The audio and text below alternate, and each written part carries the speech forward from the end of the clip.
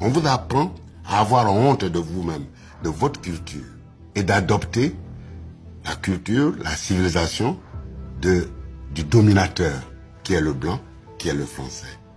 C'est ça le résultat du lavage de cerveau de la colonisation.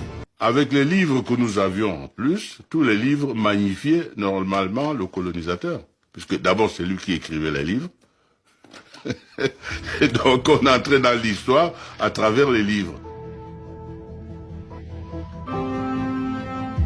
À l'école, on avait instauré quelque chose pour nous obliger à parler et à réfléchir en français.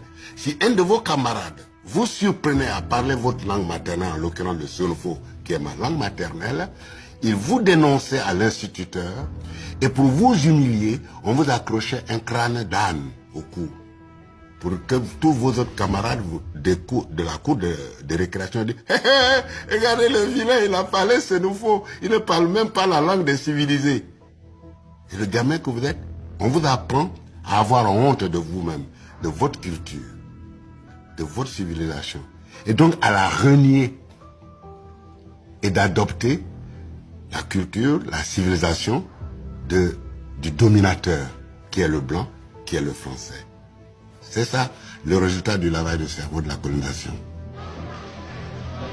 Et pendant que les élèves de l'Empire apprennent la grandeur de la métropole, loin des caméras, la France engage l'une des plus impitoyables répressions de ces années d'après-guerre.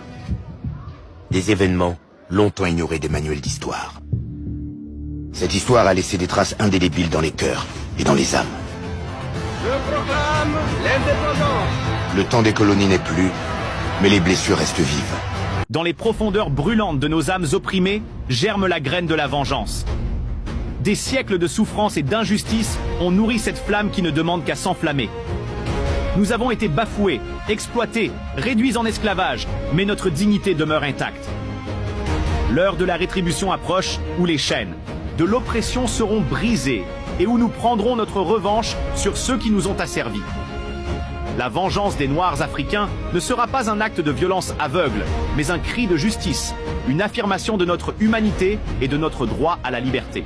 Nous n'oublions pas les cicatrices infligées par le passé, ni les injustices qui continuent de marquer nos vies aujourd'hui. Mais notre vengeance ne se nourrit pas de haine. C'est le fruit de notre résilience, de notre détermination à réclamer ce qui nous est dû. Nous nous dressons debout, forts et solidaires, prêts à défier les forces qui cherchent à nous maintenir dans les ténèbres de l'oppression.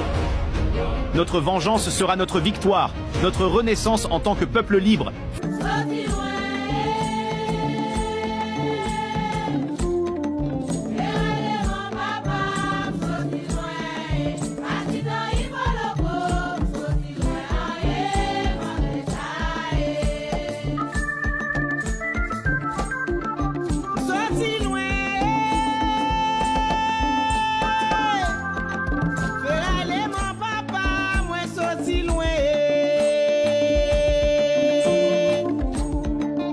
Sorti